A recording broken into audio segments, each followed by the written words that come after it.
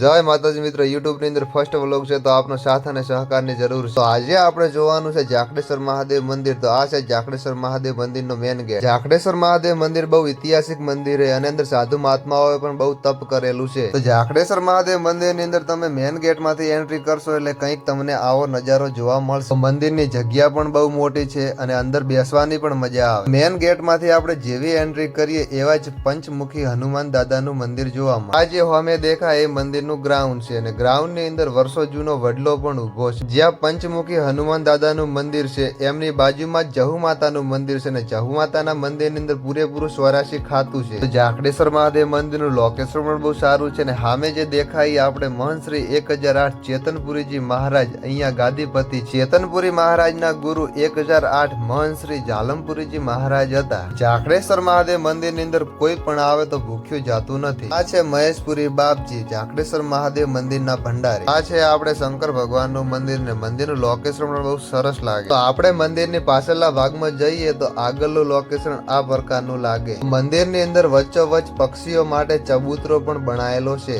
આ જે હોમે દેખાય મંદિરના મેન ગેટ ની ઉપર રૂમ પણ બનાયેલી છે. ત્યાં કોઈ મહેમાન બીજું આવે તો ત્યાં રહી શકે. હોમે જે દેખાય ધર્મશાળા છે અને દિવસે બાપુની બેઠક પણ આ જગ્યા ઉપર હોય છે. આ છે ધર્મશાળાનું અંદરનું લોકેશન ને અંદર પણ જગ્યા બહુ મોટી છે. કોઈ ભાવિ ભક્તો આવે તો આરામ કરવા માટે. આ છે ગ્રાઉન્ડ નો બીજો ભાગ. અહીંયા પેલા બીલીપત્રના ઝાડ બહુ હતા પણ વાવાઝોડાના હિસાબે ઝાડ પડી ગયા. જાખડેશ્વર મહાદેવ મંદિર ની અંદર તમે પણ ના આવ્યા હોય તો અવશ્ય એકવાર આવજો, અવશ્ય મુલાકાત લેજો, દર્શન કરજો, બાપુની પણ મુલાકાત કરજો. જાખડેશ્વર મહાદેવ મંદિર ની અંદર મહંત શ્રી 1008 ચેતનપુરી મહારાજ ને જવા આવવા માટે બે ગાડીઓ છે. તો હોમે દેખાય ધર્મશાળા બનાવેલી છે અને એક ધર્મશાળા ઉપર બનેલી, કેમ કે ભાવિ ભક્તો આવે તો એમને આરામ કરવા માટે. તો મિત્રો યુટ્યુબ ની અંદર પહેલો વ્લોગ છે તો વિડીયોને શેર કરજો ને બને એટલો સપોર્ટ કરજો. આ છે ધર્મશાળાના પાછળના ભાગનું ગ્રાઉન્ડ. અહીંયા કોઈ પણ આયોજન કરવાનું હોય તો જમણવારો કે ગમે તે રાખવાનું હોય તો અહીંયા રાખવામાં આવે છે. આ આપણે હેમપુરી મહારાજની ધૂણી છે અને કામ ચાલુ છે. શંકર ભગવાનના મંદિરની બાજુમાં આર્યું ગ્રાઉન્ડ આવેલું છે. તો અહીંયા પણ જગ્યા બહુ મોટી છે. અહીંયા પણ ગમે તે આયોજન કરવું હોય તો થઈ શકે અમે. તો સામે જે આપણને સમાધિ દેખાય મહંત શ્રી 1008 જાલમપુરીજી મહારાજની સમાધિ છે. મંદિરની અંદર પાણીના ટોકાની પણ વ્યવસ્થા છે. આ ધર્મશાળાનું કામ ચાલુ હોય, કામ પૂરું થવાની તૈયારીઓમાં છે, કેમ કે અહીંયા કને ઉપર એક કમિટી હોલ મોટો બનાવવાનો છે. ધાબા ઉપરથી એક વિડીયો લીધો તો મંદિરનો નજારો આ પ્રકારનો લાગે છે, તમે જોઈ શકો છો. મંદિરનું તમને લોકેશન સારું લાગ્યું હોય તો કોમેન્ટ ની અંદર અવશ્ય તમે જણાવજો. ઉપરથી જોઈએ તો મંદિરનું ગ્રાઉન્ડ આ પ્રકારનું લાગે છે અને વડલો પણ બહુ જૂનો હોય, વર્ષો જૂનો વડલો છે. આ છે આજુબાજુના ખેતરોનું લોકેશન. ધાબા ઉપર ચડીએ એટલે એકદમ હરિયાળું લાગે છે. અને હવે આપણે જોવાનો છે બાપુનો પૂજાનો રૂમ. બાપુની પરમિશન લઈ લીધી હતી કે અંદરનો વિડીયો લઉં કે ના લઉં. બાપુ કે વાંધો નહીં, તમે તાર લો.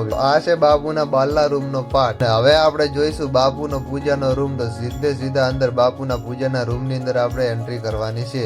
અંદરના રૂમ ની અંદર વિડીયો નોટ અલાઉડ છે, પણ મેં કીધું તો હું બનાવી લઉં એક વિડીયો. તો બાપુને પૂછી લીધું કે બાપુ એક વિડીયો બનાવી લઉં. તો બાપુ કે વાંધો નહીં કે બનાવી. તો આ છે આપણે ચેતનપુરી મહારાજ નો પૂજાનો રૂમ. એ બધી પૂજા આ રૂમ ની અંદર કરે છે. ચેતનપુરીજી મહારાજ નો અલગ પૂજાનો રૂમ આવેલો છે. આ રૂમ ની અંદર ચેતનપુરીજી મહારાજ એમની રીતે પૂજા કરતા હોય છે. તમે જોઈ શકો છો આ છે બાપુનો પૂજાનો રૂમ ને પૂજાના પાઠ પણ અંદર બધે અલગ અલગ રીતે બનાયેલા છે. અંદર શું શું પડ્યું છે, શું શું વસ્તુ છે એ તો મને ખબર નહીં, પણ આ છે બાપુનો પર્સનલ રૂમ અને અખંડ જ્યોતો 3 અંદર ચાલુ છે. બાપુનો પર્સનલ રૂમ અને પૂજાના પાઠ તમને સારા લાગ્યા હોય તો કોમેન્ટ ની અંદર જય માતાજી લખજો. આ રૂમ પણ બાપુનો પર્સનલ રૂમ જ છે. આની અંદર બાપુ આરામ કરે છે. રૂમ નો અંદરનો નજારો પણ બહુ સારો લાગે અને લોકેશન પણ બહુ સારું છે અંદર. આ મંદિરની બાજુની અંદર તલાવ આવેલું છે ને. હવે મળશું બીજા વ્લોગમાં. જય